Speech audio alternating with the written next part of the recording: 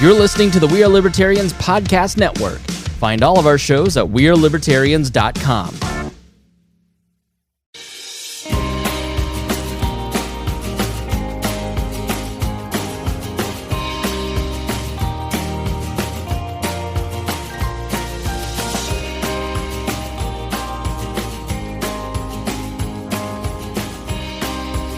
Hello, everyone, and welcome to Enemy of My Enemy. I'm Hodey. I got Sam here with me. I'm going to have Jacob here with me, too. I know that's what we said last episode. That didn't quite happen. It didn't make it out. But this time, Jacob sounds pretty sure that he's going to make it out. So we're going to allow him... Stick around, because we are definitely not lying this time. Yeah, for real, not like last time. That was it's like waiting for Santa Claus at the end of a parade or something. Right. Gotta wait for Jacob. Yeah, we'll wait for Jacob. Really, isn't that our highlight here? So for now, you get Santa's elves, and we are going to make things as entertaining as possible for the kids before the main attraction shows up.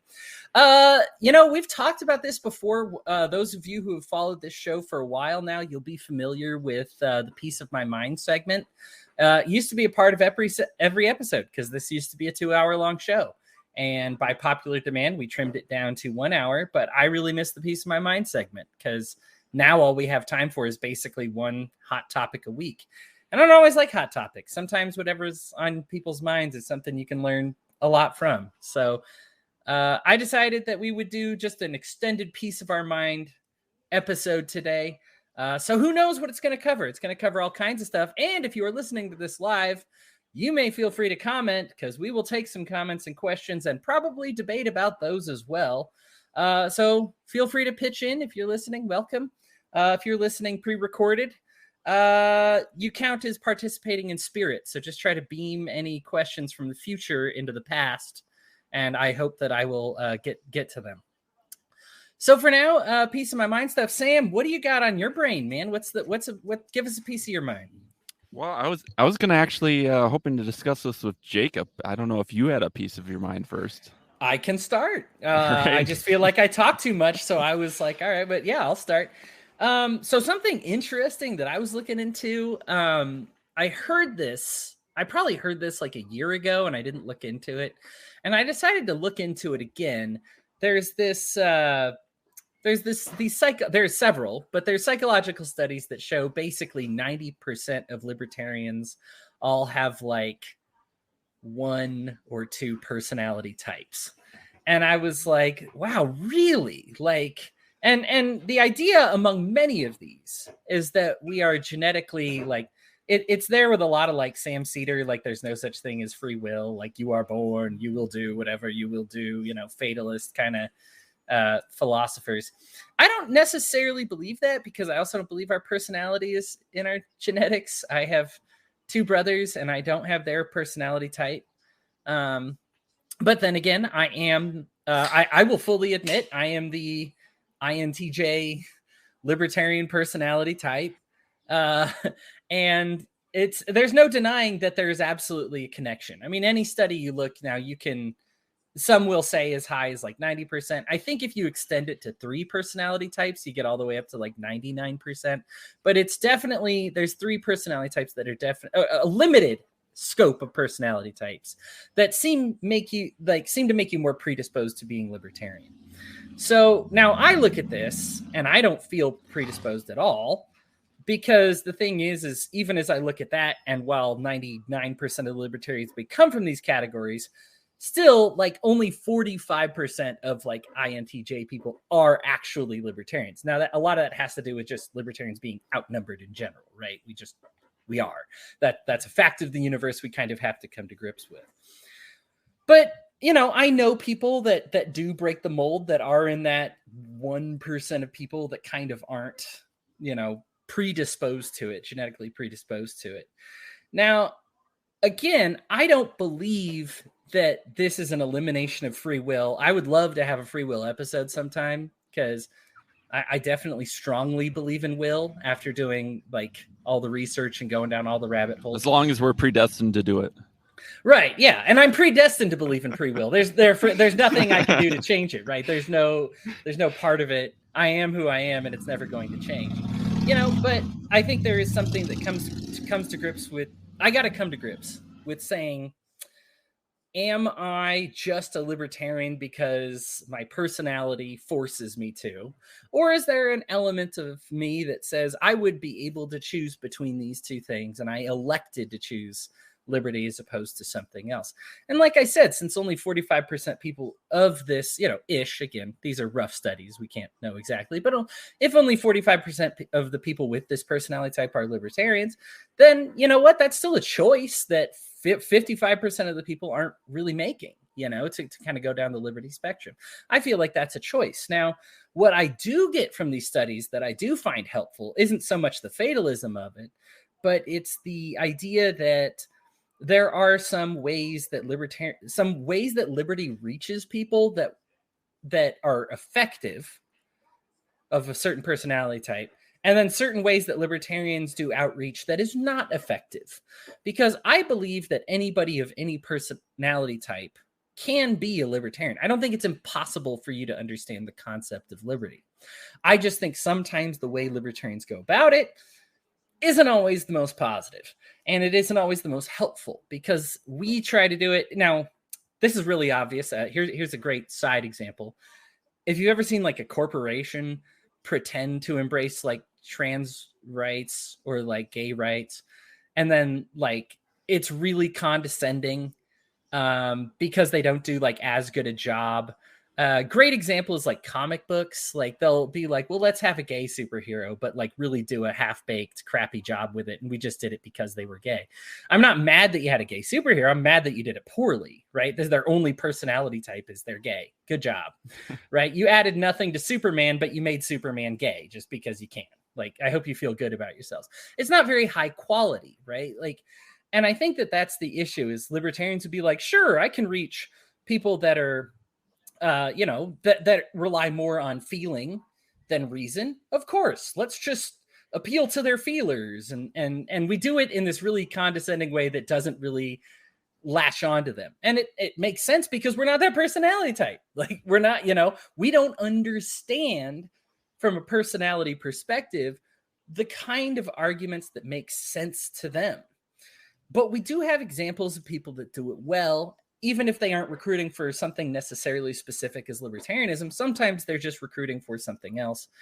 Great example is Jesus with Christianity, speaking in parables, wasn't always speaking in reason and pure logic, and this reached a lot of people. Like, and there's ways for libertarians to speak through stories, to speak through these other ways. I think because I'm the personality of a libertarian, I totally understand why libertarians are like, read Rothbard, right? Because it is hard as that personality type to ignore the influence and rationality of liberty. Like, once you see it, it's impossible to deny. You read Thomas Sowell, you read Rothbard, you read Hayek, or whoever it is that may have, converted you more to the liberty perspective. And you're like, this is incredible. This absolutely worked for me. The problem is you can't just show that same work to somebody else with a completely different personality type and say, why doesn't this work for you too? Me saying taxation is theft makes so much sense to me. Why doesn't it make sense to you? Now, I'm not going to say there's no situation in which we should ever suggest Rothbard to somebody. As I mentioned, a lot of people of my personality type, the majority of people of my personality type, are not libertarians still. And so obviously, if you run into another INTJ, INFP, whatever it may be, and you run into them and they're like, oh yeah, I'm strongly persuaded by rational arguments, absolutely. Toss them the Rothbard, toss them the Ron Paul, toss them some early, I'm being very selective here, but toss them some selective Rockwell or Hoppe if you must, right? Please be very selective in how you do this, because you can definitely turn some people off of liberty with those things. But, if you give them the right stuff, they're going to love it. They're going to eat it up. I know for me, like, these were all big conversion factors, but that's not the only way to convert somebody. And so I think it's important for us to learn about, if you want to be a good activist for liberty and a good recruiter for liberty, you need to develop some other tactics. Identify what people of other personalities find to be effective. Now, you may not like it, right? Like, for me, when I watch the TV and I understand that a lot of men are persuaded by half-naked women with a product next to them, I don't like it because I'm just like, that has nothing to do with the product. Well, of course I'm technically right, but human minds aren't just like, we're not all these Spock logic boxes, you know? So I think ultimately you've got to be able to look at the TV and be like, okay, what about the people who are persuaded by bikini girls? Do we have an avenue for them to get to liberty? And I don't want to make everybody just sound like you're just stupid if you're not me, because God makes everybody. I think when I read the Bible, I am shocked by the amount of times that God operates on his emotions and not his logic. So I don't want to say like I am more like a better person because I am more rational or more logic. That's God creates emotional people because he likes emotional people. He is an emotional guy and we are all created like him. So like, that's just part of this process. And so we need to understand that, yes, I have been catered to as a libertarian. I found what I needed. I got it. That pipeline is open. We have two choices. One is that liberty only reaches a certain personality type, in which case we may as well abandon it because we're never going to get everybody the same personality type. Or we have to develop tactics that reach different people. And I think that that's something what we need. That's something that we need to kind of embrace. Sam, any thoughts on that? You got to stall for Jacob some time. He's later than 10 minutes. No, I can still go. I was just going to say I agree with Wicked Kender. 100%. We need bikini girls with ARs protecting their weed farm. Yep. I was going to ask, you probably haven't looked into this at all, but what about like other political ideologies? Like what are their what is it called? ENFPs or what's that from? That's from yeah. We're talking the personality test. Yeah, the Briggs-Myers. Yeah, personality chart. Allow me. I actually do have what the other personality types what like they tend to be here. So you because I was wondering if the one you have is just like the mover could possibly just be the movers and shakers of politics, and then but it sounds like that's not the case. So there are actually and one of the amazing things is there's actually libertarian psychologists that have looked at this as well. Mm-hmm. And so it's not just like a statist thing. So and I understand if you don't like state and psychology, believe me, I get that. They love to put people into a box they don't belong in. And yeah, everything's really close. Like nothing on this chart is over like 50% when they divide it between like Republicans, Democrats, and then like something else, be it libertarian or independent or whatever. And in no category is any of these three above 50%. So like there is still a lot of choice that goes on with all these. Now the closest you're going to get is the INFJ. Democrats hitting at 49%. That's a big one. And I mean, that's really colossal. And it's amazing because that's just one off of the libertarian ones. They just INFJ. So is that introvert? And then what's the N? Oh, gosh. Okay.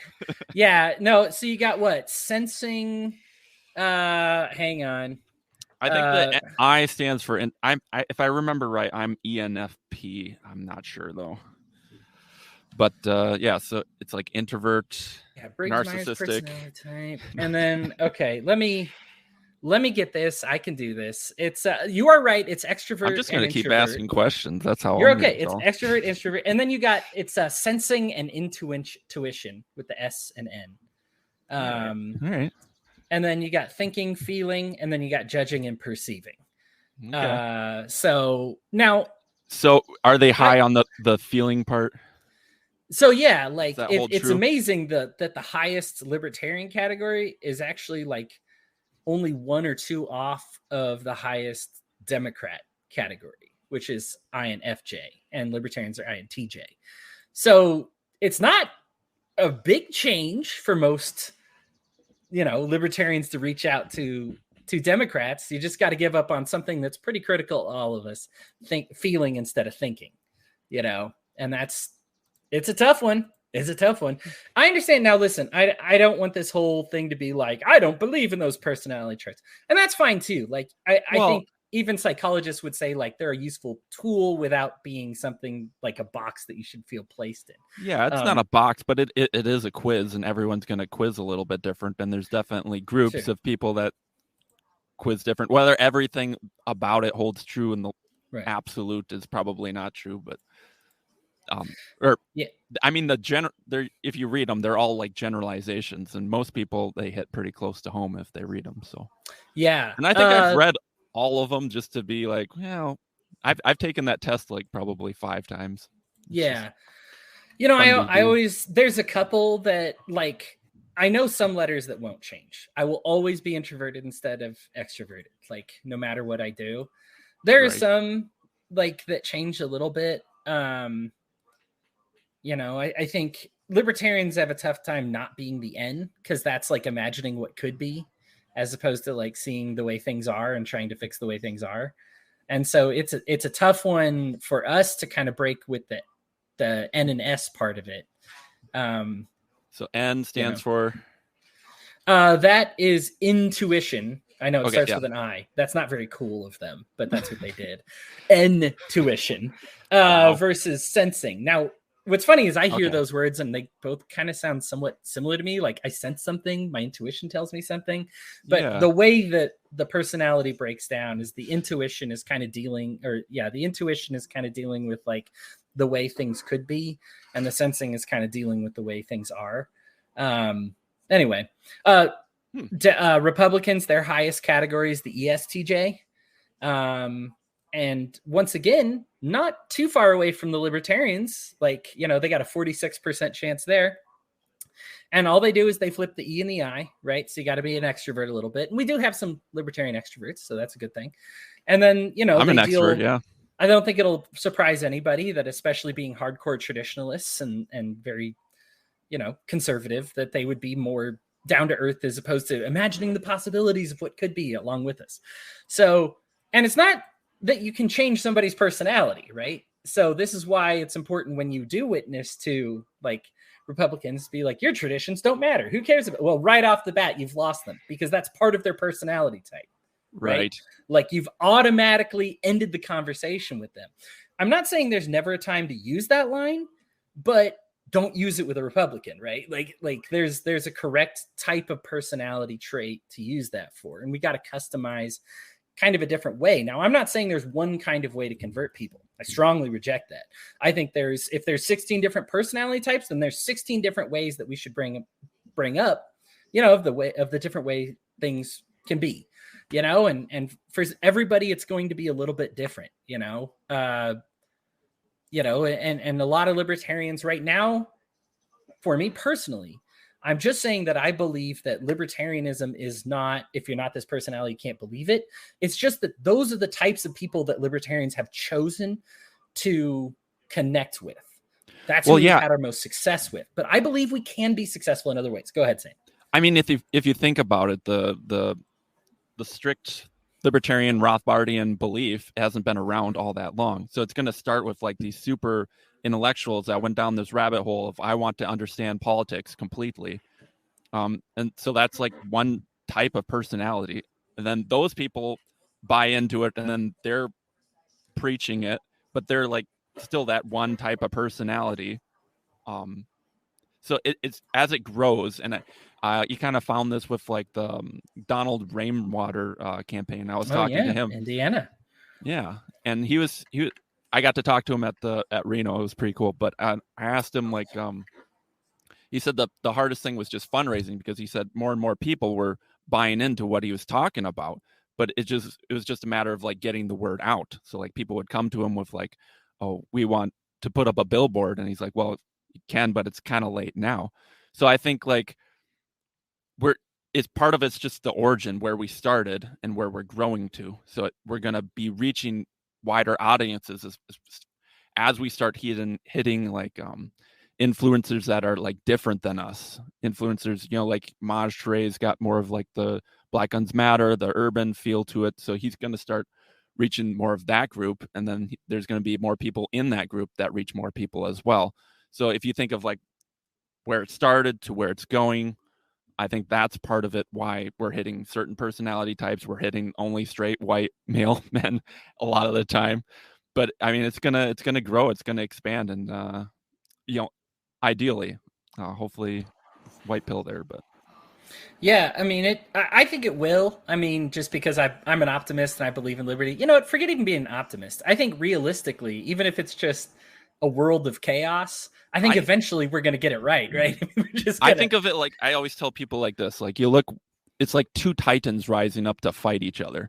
It's like, if you look over here, you can definitely see like the decentralization of media, this and that, all these things that play, and it's like, this is going to be awesome. But then on the other side, you can see like, the more Great Reset, the currency, national currency, and like all these other types of things, nukes, those type of things. And it's like, oh, it could go really bad as well. So it's just kind of going to be interesting to see which Titan wins. Yeah, I guess to wrap up this little bit, since apparently I have another minute here. But to wrap it up, I think that that's a long 10 minutes. I know, the longest 10 minutes I've ever seen.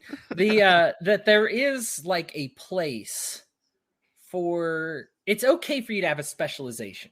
It's okay for you to take, like, look at these 16 personality groups and say, like, I'm catering to this one, right? Or like I said, throw out the personality test. If there's just a specific type of person that you want to witness to, that's totally fine, right? Like, I absolutely believe in specialization. I think that's the capitalist within me. I want to see each person putting all of their focus and effort into the thing they excel at the most, right? And then the other part of capitalism is doing this, is being a great business partner with the person who put their focus into something else, right? Like by saying, like, listen, I want to put all my focus, like currently, I like to put all my focus into writing, right? But I hope that whoever made my computer and whoever made like my light bulbs really cares about electricity, like a lot. Like, it's okay for me to not care about it at all, but we have this symbiotic relationship. They enjoy my writing, I enjoy their electricity, and there it goes. And I don't want either of us to try and split our focus. I don't want to try to be a master electrician as well as a good writer, as well as an architect for my home, as well as somebody who's really great. Life is great.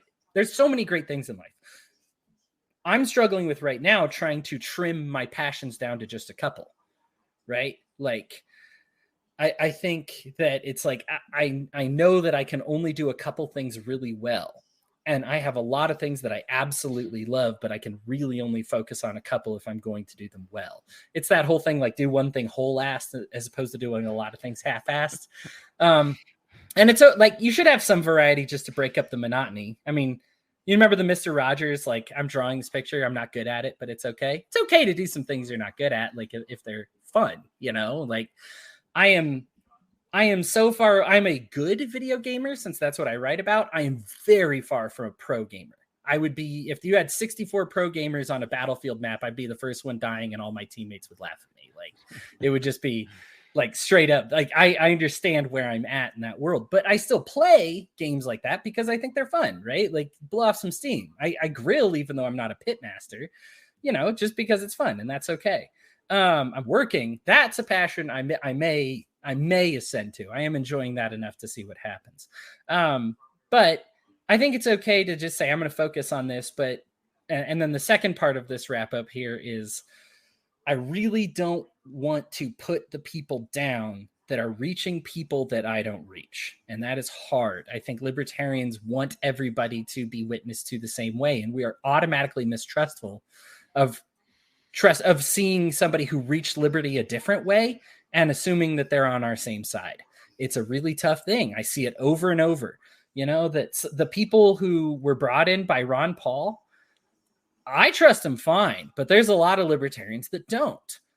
I understand some of their points because some of these people are willing to see past some really terrible things. Okay. I'll just say that, like, really terrible things and terrible moments. Right. But I think we can, like, say, is it the terrible moment? Like, are it the terrible things that they love about Ron Paul? Like, when somebody says they love George Washington, are they usually talking about the slavery, or are they talking about something else? Right. Like, and I think you need to be able to say, like, hey, these guys probably are here because of this. while still keeping it in check. Now, the trouble is we always want to keep the people who aren't us in check because we trust us. I don't trust not us. So I always want to, if I wasn't brought to the movement by Ron Paul, I automatically am mistrustful of the people who were. They're just the racists and the right wingers that are looking to take over the libertarian movement, to co-opt the liberty movement and make it right wing or whatever it may be. I have no doubt that some people are, but those people ultimately usually find the door very quickly. Like they go post-libertarian in like a couple of minutes. I mean, their time is so very brief without you trying to kick them out. The philosophy isn't really compatible with that, and you can allow the philosophy to do that as opposed to yourself. And then, like, to flip the coin, now we do a better job recruiting from the right than the left. There's no doubt about that. That's facts, right? Right now, anyway. Yeah, for sure. Right. That's the current state of things. I'm just stating the way things are when I look at people that are former X, Y, or Z. But, Jacob's a good example. Former Bernie bro, and there's a lot of people that don't trust the Bernie bros that join the liberty movement. There are a lot of people that don't trust the libertarian socialists because they just think, oh my gosh, it's only a matter of time before they just go full commie, before they go a full authoritarian socialist, and then they exert their will on everybody else, and it's something that is hard. It's hard because I understand the fear, but people that are afraid, you've gotten to see a whole system of politics or all around the world when people are afraid, right? Like what that looks like. And it's not good, so we need to stop operating off of fear. My idea is this: if people are there at your party, right, and your party heavily features liberty, if they were driven there by somebody who hates free markets, I don't care about that so much. I don't think they'll stick around, right? Like if all of a sudden you get to the party and everybody's eating pizza and you don't like pizza, what are you going to eat?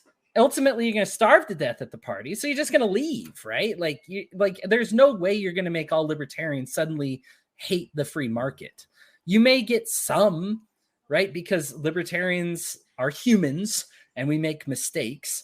But in general, if you focus on what the party is all about, and I'm saying party in like this metaphorical sense, not libertarian party, but like this celebration. And I would like to see that libertarian be this celebration. And I think if it's that, then I think that there's a lot of that really the gatekeeping takes care of itself.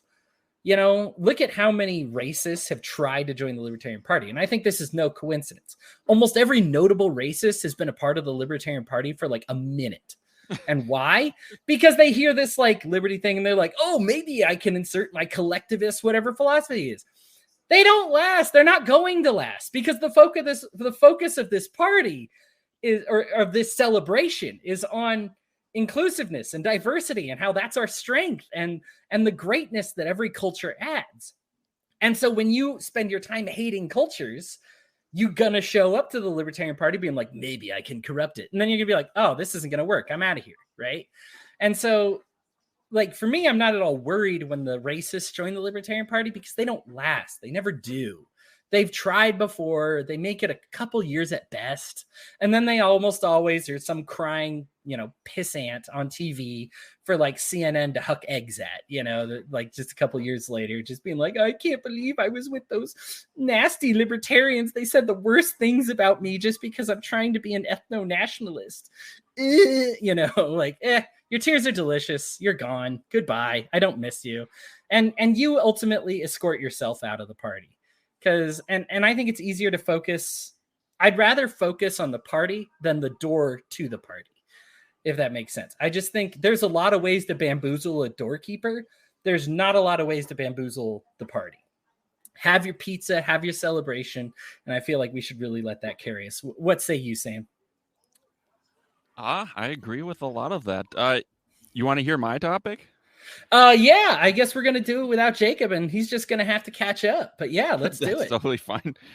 So it's actually pretty similar to yours. I was just going to do, instead of talking about personality, though, I was going to talk about culture. I think a lot of people look at the culture and ask, they look at liberty, and we understand libertarian philosophy and all of that, and we kind of start there. But then a lot of people either they bring the baggage with them, or they kind of fall off and go this other direction of trying to adjust the culture first and trying to make sure the culture is intact for certain things. And so I was kind of thinking about that too, like which culture is most conducive to liberty. And I really can't think of one. And there's that old phrase, hard times create strong men create good times create weak men. But if you think about it, like Russia and the Ukraine, like they had a famine. Like were those in the 1920s? Like were they weak because they adopted communism? I don't really think of them as lacking family structure, or like Mao's Great Leap Forward.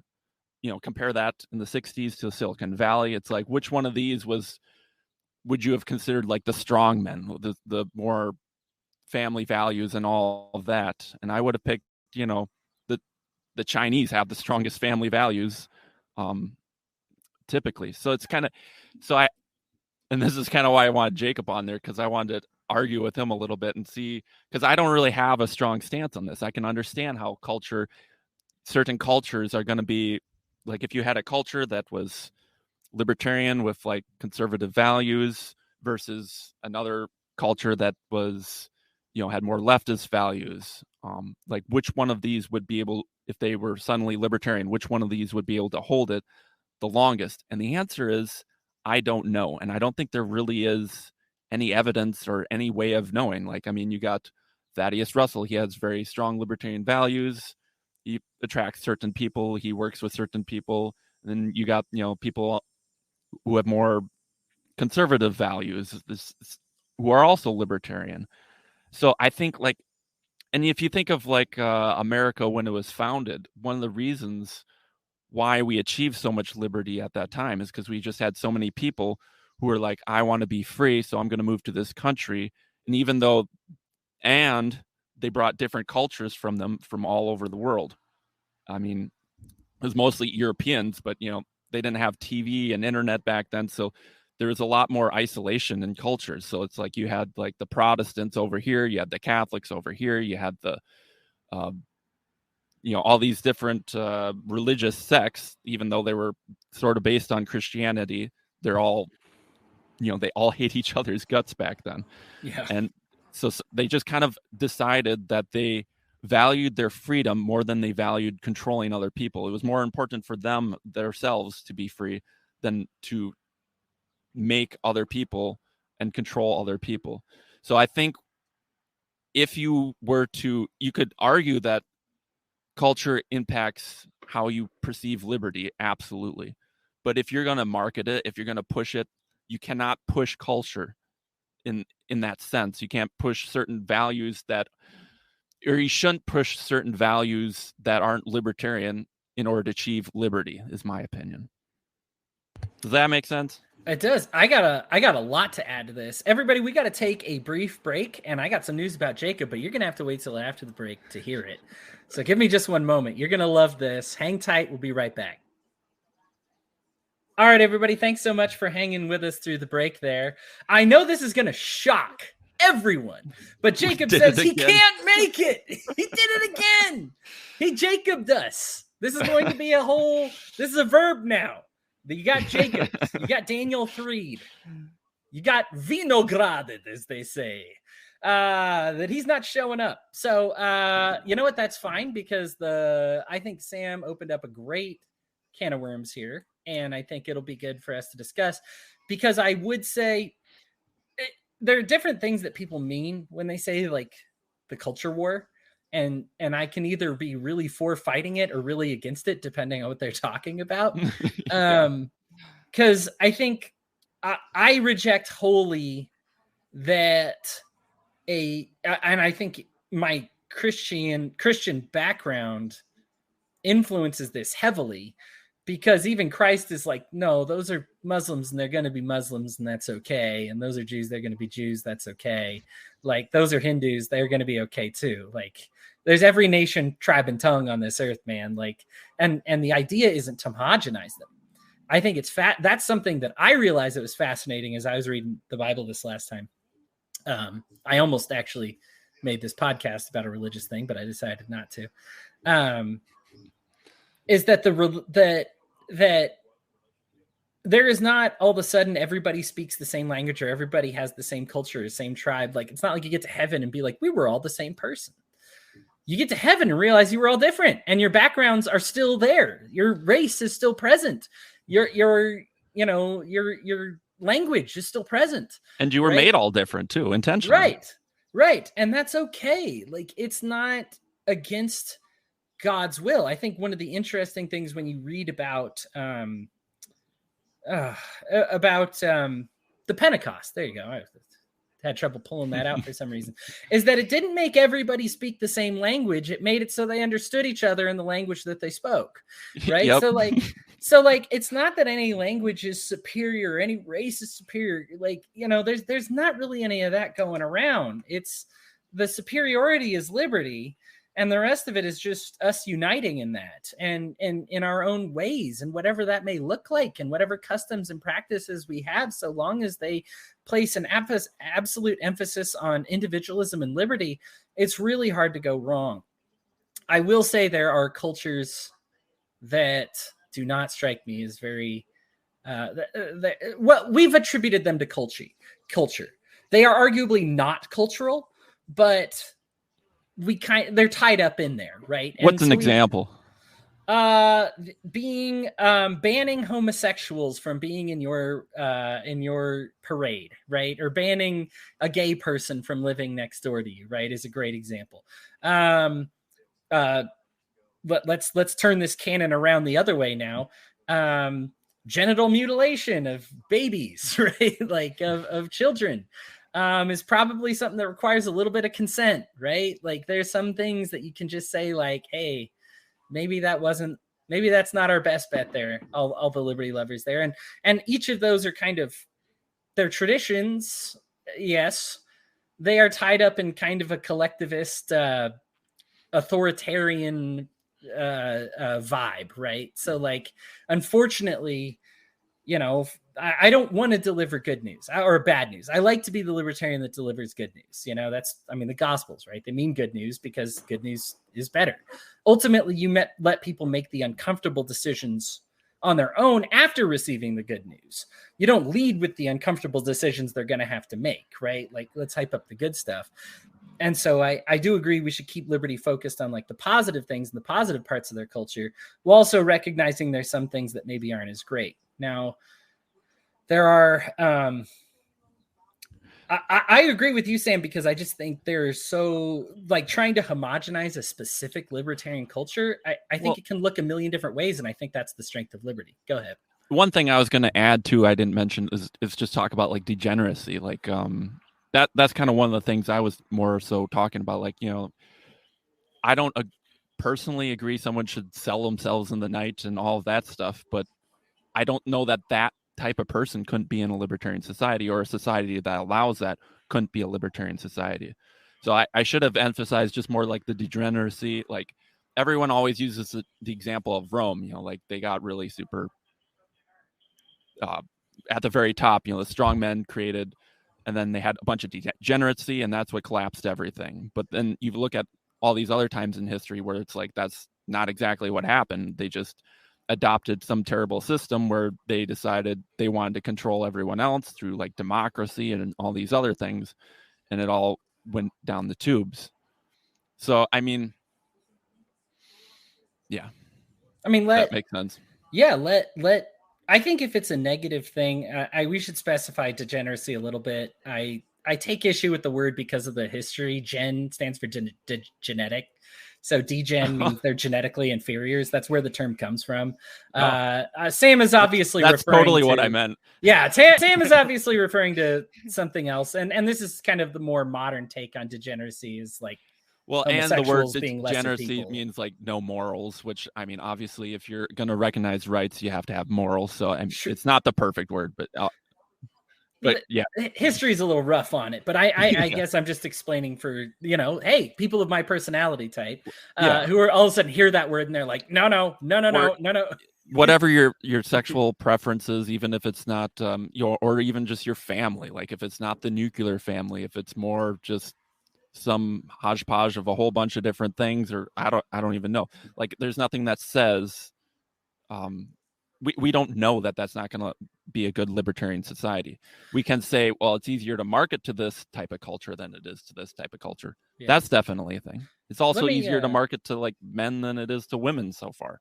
Right. But I mean, we can't say, well, you can't have a libertarian society with women. That'd be crazy. I don't know. Right. Oh gosh, liberty in America would not exist if it weren't for women. That's kind of how our kickoff here in the States. So, but you are correct right now.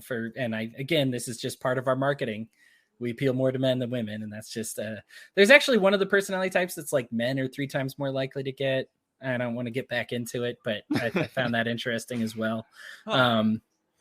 But I think here's the deal. I think a great example is and I know I'm pulling a lot of Christianity here. I've been reading the Bible a bit. My apologies if you're not a Christian. But in the example of the prodigal son, I think the idea isn't, I want you out of the house. Oh, isn't it awesome that you're eating out of pigsties? Like, that's so cool. There is like kind of a right way to live your life. At the same time, I think a culture that values your individualism to go and try something else is really important. I really like different Amish communities vary a lot on this, so I don't want to speak for all of them, but I know it is a rather common Amish tradition that when they hit a certain age, they go out and be a part of that world for a bit and decide if they'd rather be a part of the world than the one that they came from. I like that because I don't think it's necessarily like evil to experiment, but I also think if you're secure in the culture you've created, be like, go ahead and try. You will want to come back. You know, the father in the prodigal son story is like, you're going to want to come back. Like, it's better here. The culture we've created here, you are going to like better. That being said, I'm not forbidding you from doing it. I think there's an example. And so that's my appeal to kind of the right leaners. Let me go ahead and throw it over to the left here. Marx was actually big on that. You don't, in kind of in most socialist societies, prostitution is either banned or outright looked down upon. Now, the philosophy behind this is that if you had the option to not sell yourself, you would probably not do it. And I think that that's an appropriate way to look at it. You don't need to be like, screw you for being a prostitute, you suck. You need to give them every alternative and make every positive alternative as lucrative as possible. And if they still choose prostitution, then they chose prostitution, whatever, they did it on their own, you know. But I think the idea is if you have a healthy culture going, then you're going to reward things where people don't feel the need to sell themselves. Now, I don't want to judge everybody who is selling themselves. Some people do legitimately choose that life, but there are also people who legitimately don't. And I don't want to just single out the prostitutes for this. There is a lot of people, like 90% of people who are working jobs that they don't like to do, right? Who don't feel that they contribute enough value to society. Part of this Keynesian society we live in is we've created jobs that are unnecessary for the sake of having them, because having them and constantly breaking these windows creates this kind of false economy that we can build a bubble on. And yay. And hopefully that bubble just never pops.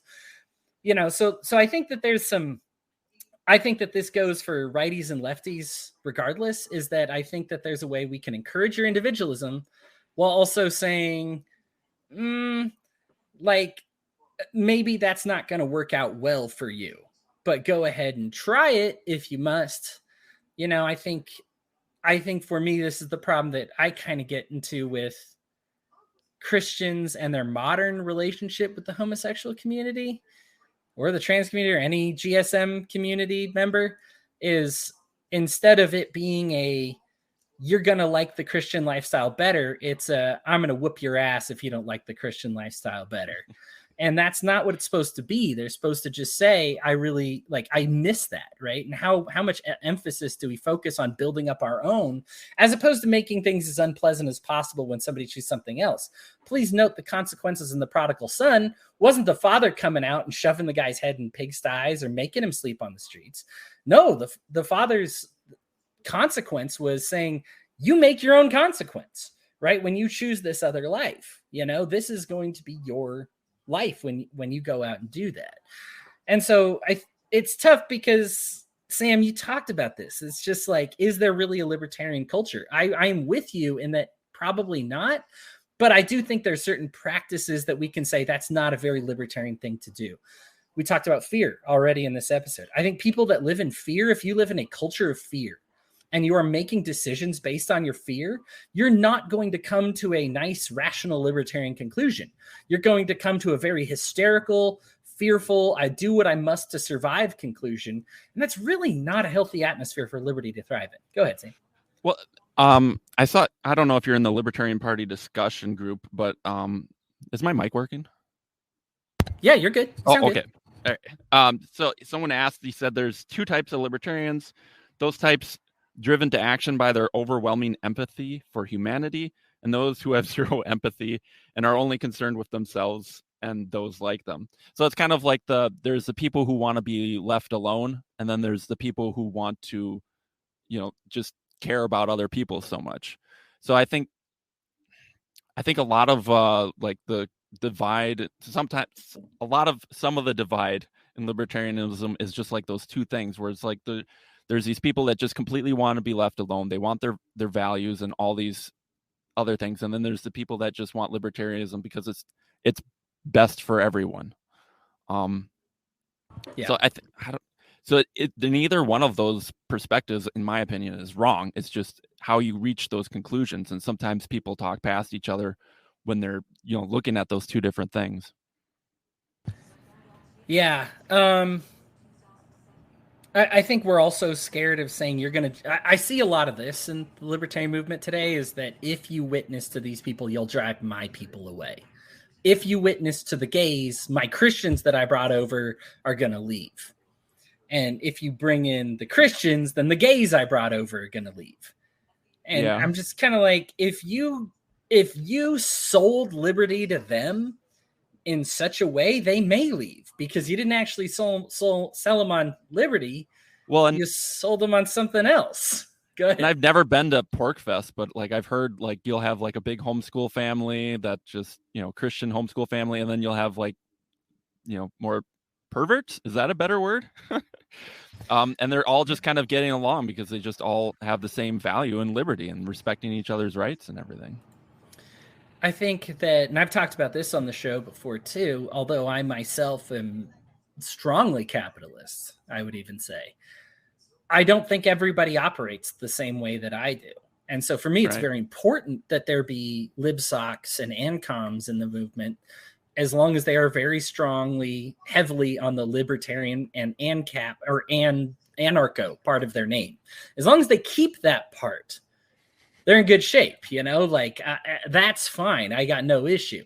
Sometimes, let's face it, all of them, capitalists, communists, and socialists, we all have example of governments taking our idea and running amok with it, and they do a bad job with it. And sometimes people get defensive about it because what they see is their economic system on display, as opposed to government pretending to embrace their economic system. As a capitalist, I will never defend the current system. It's so foreign to me to what capitalism is. It feels closer to like something else, and you'll see sometimes capitalists be like, no, like this is kind of okay. No, it's not. None of it's okay. This current society is really terrible.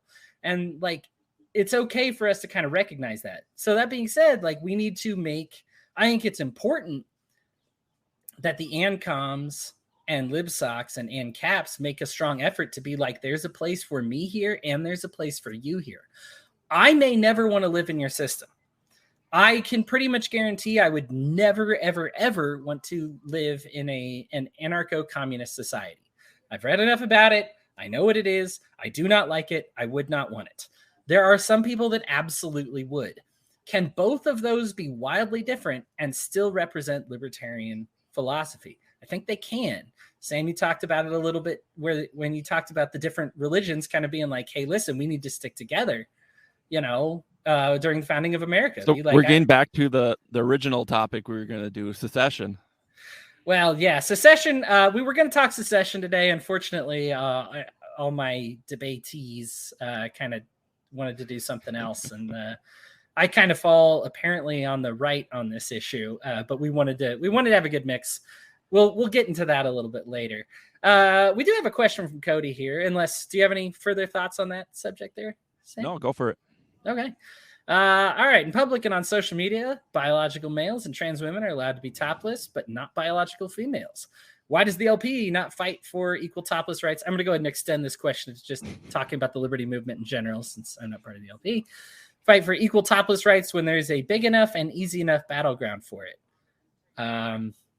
Well, I mean, you can go topless, you just can't show your tits. So, like, what I'm trying to say is, so A cups are allowed to. That's mean. I don't know. Yeah. That's just kind of where I'm going with it. You got different genders. It's not the same thing.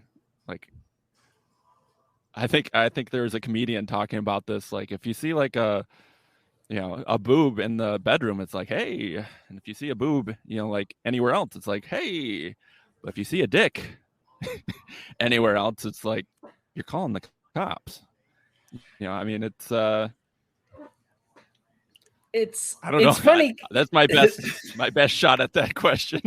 No, it's good. I think it is tough because I think this kind of touches on the culture thing we were talking about. If a society embraced a wide amount of nudity, can they be libertarian? Can they not be libertarian? I don't think that even matters so much. But what we do is we exist in the current culture we have today. And so we got to be worried. I think my guess would be, I think the fear is if you extend your goodwills to one community, the other one's going to be pissed, right? Like, one people are going to say you clothe yourselves, the other side's going to be saying you don't clothe yourselves, it doesn't matter, and you're going to offend the other person. One side wants to be topless and they can't, so you're using your authoritarianism there. Or even if you're just doing it culturally, you're kind of expressing some tyranny, cultural tyranny, whatever you want to say there. On the other hand, if you're topless, I don't have the right to not see you because I'm going to be using the public just like everybody else. So if I'm trying to keep my eyes all holy and pure, then all of a sudden you run around topless, it's going to create a problem. And I believe if I were to try to guess at the problem, I would say that's it. Sam, I cut you off. Go ahead. No, that's a pretty good shot. I mean, I guess you got to ask, like, how much at what extent does community play a role in, your rights? And I think it has to play at least some role. I mean, like, can you visually assault someone? I think maybe a little bit. I don't know. It's a tough one. I think if you were to legalize nudity, no one would be nude anyway, for the most part. It'd just be a few nut jobs here and there, unless you're in like LA or something. But where I am at, everyone would keep their clothes on, I would imagine. Right. So I think it's fair to say that, in a culture where I'm at, where everyone would keep their clothes on anyway, and no one really wants to see nudity, that it's okay to say, keep the nudity on your own property, in your own home. I think a wise libertarian thing is to I don't know what the exact, like, principled libertarian stance is on it, but that's the closest I can think of. I think you're right. And I think, I don't think there's a single libertarian answer, because I think there's many answers that your culture will be different than another's. I think you never have the right to use force over somebody else, physical violence, but you can use persuasion. You have positive and negative methods, nudity, right? So a violation of the non-aggression principle, though. I don't think it is, right? But like, I think at the same time, right. Like, if somebody feels that they can be visually assaulted, really, where does that line stop? I could consider, believe me, I have seen some faces out there on Liberty Twitter that I will not sleep well the next day, knowing that face is out there in the world. Have I been visually assaulted, or am I just a little weak-willed when it comes to ugly people? I think it might just be that one. I'm kidding. Who Believe is this, me, by the way? I'm a human penis head. I'm not the real actually reason. That's the real reason Jacob we can let Jacob on. Too ugly. Oh, too ugly. Too ugly. Sorry, Jacob. That's tough. Boy, Sam's upset. And I think the thing is, the way this is going to resolve itself is there's nothing that will stop there being different cultures. What we need to do is also break down the barriers. I think this is kind of the essence of government lately, is dividing people that should not be divided over very small differences. Reinhold's got a great question when you get finished. Oh, yeah, sweet. We'll do that next. Is that I think that there's a division between my neighbor when we actually don't have a strong division. My neighbor may be completely different from me. Trans, atheist, trying to think, let's see, trans female, atheist, black. I guess gay too. Yeah, there we go. Let's hit them at all. Why are you singling out all those people? I'm trying to think of somebody who is the opposite of my white Christian straight maleness, right? So it's me with hair. What are my actual differences from that person? I feel we have a tremendous amount of similarities because both of us really enjoy the lives we live and really need other people to not get involved unless we hurt somebody else. I don't think my neighbor wants to hurt somebody else. I know I don't want to hurt somebody else. And I think we can both come to a common place there. I think we tend to divide these lines because we're used to it. I think even sports gets us used to it. Boo, Cincinnati. Yay, Los Angeles Rams, right? Like, I hate Cincinnati. I hate Toronto or, whatever, because everybody tends to be like this. And that's also part of the human personalities. How we measure intelligence. I've talked about this on the show before too, is how quickly you recognize a pattern. That's how we measure intelligence, right? So if you see two people that are rude to you and they're both from Cincinnati, you're gonna be like, F those people from Cincinnati, hate them all, right? Like, so you have to kind of fix your mind a little bit here. All right, let's get to some Reinhold question here, and then we can close out the show here. Who owns the property? Should be able to set the rules regarding nudity versus not. But in libertarian society, what rules will common use places operate under? Who is in control of these? Sam, you have yourself muted. I love your contributions, though. Go ahead. Ace the Anarchist had a very good, he did like a whole thing on immigration, and he talked a little bit about public spaces, and he was saying that like the Indians will have like a public space next to the river where they'd all go and bathe and all of that. And it's like, who owned that space? And it's like, well, it's the people who are using it. So I think that's what public space is. It is a bit of a democracy for people who are using it. They sort of collectively own it. And even in a Ancapistan society, there are going to be public spaces that we all just kind of use. So in these common spaces, because this tends to be where the socialists win out, right? Is they talk about the tyranny of the minority versus the virtue of the majority, right? So let's say we have one person that wants to be naked and 99 people that don't want to be naked, and they all get to use this road. Is that person allowed to drive naked on the road in Sam Whiplinger culture land? I would say no. If it's a public space, I would say yes. You don't have a right. You don't have the wrong. Right. No, you're wrong. You're wrong. We should take Ace in this. Common. I don't think we would be able to resolve this. This is probably worth a whole other episode. We talk about common use places. And I think obviously libertarians have no love for like parks and libraries, and we have a lot of love for parks and libraries. We don't have a lot of things that are forced to be public. But there are some things like with roads, they are public. They just will be. They will continue to be. What if you bought all the property around someone? Could they escape? That is. Or would there have to be like a common? This is where common sense kind of comes into play, which I think liberty is good at this. No. You got to go principled. This is why you don't set a rule. This is why the rule of law fails. This is why I feel, especially in Christianity, God rejects the rule of law, even his own laws on many occasions, and says it's the rule of conscience that succeeds. So really, but what's the guiding principle, though?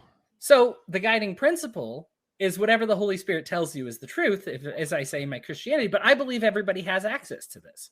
If I were to surround a person's house and make it so that they can't get out, I don't believe there's a person, being genuine, alive on the planet that would tell you what I did was okay, and then that person starves to death, right? Would anybody say it's okay? I don't think you get anybody, right? Like, so there is this. Now, the problem is how do we try to codify it. And I think the problem is codification in general. I think there's sometimes you just need to be able to say, we are a society that rules by conscience. When we see something bad, we do something. Are we going to tell people what bad is? I don't think you need to, because I think if we are so used to growing up with laws.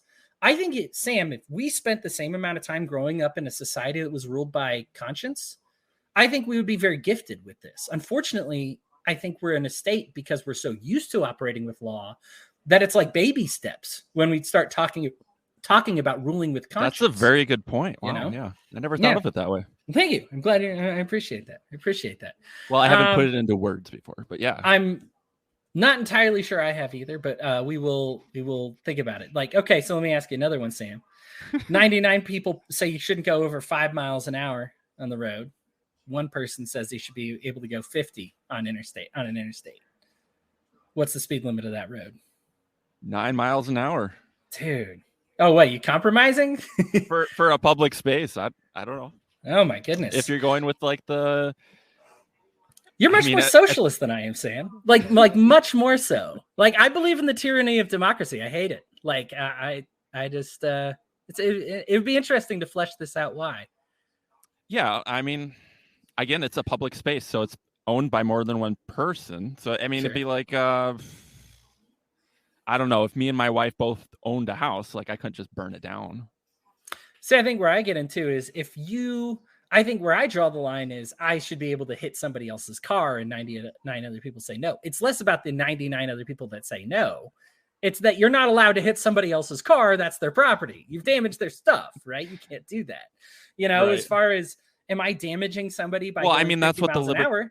I don't think you have, like, I think if you have this creek that everybody's bathing in, everybody kind of gets along with the rules, and one person decides to bathe for 7 hours in the creek, and another person decides to bathe for 2 minutes. I think one might frustrate you more than the other, but as long as they're not hurting anybody, who cares? Let them do their business, right? Leave it alone. Right? Yes? Yes. No? As long, you're... Well, okay, so if the one guy who wants to drive 50 isn't hurting anyone, you're saying? Yeah. Well, yeah, as long as the other people are okay with it. No, they're not. Okay, well then... I'm saying screw them. Like, if one person wants to be gay, but 99 neighbors don't want them to be gay, the person's not going to be not gay. They're going to fake not being gay, maybe, to appease their stupid jackass neighbors, but it doesn't change who they are. If 99 people wanted you to be gay and you were straight, should you have to change your move? No, that's stupid. It's your property. It's your stuff. They're not, I think there's a certain limitation, because we talk about rights being inalienable, right? You can't separate yourself from these rights that you have. And I don't think they alienate just because you're in a public space or a common space, or you are getting along with other people. Now, you can voluntarily forfeit them, of course. You kind of have to embrace some economic philosophies. Most economic philosophies, you kind of have to say, I'm okay with giving this up now. But that's something that everybody should be able to choose voluntarily, which is why I strongly think economics needs to be decentralized, and we have many different systems pop up. I think it's just...